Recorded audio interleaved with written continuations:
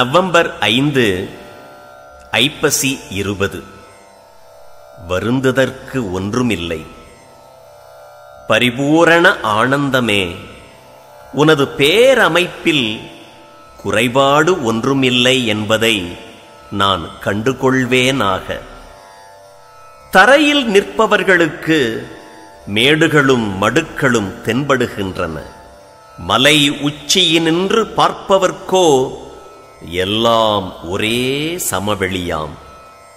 அண்டத்தின் பேரமைப்பை உள்ளபடி காண்கின்றவர்களுக்கு அதன் நடைமுறையில் குறைபாடு ஒன்றும் தென்படுவது இல்லை. ஆதலால் அவர்களுக்கு வருந்துதற்கு ஒன்றும் இல்லை. ஓயா கவலையினால் உள்ளுடைந்து வாடாமல் மாயா பிறவி மயக்கறுப்பது எக்காலம். பத்திரகிரியார்.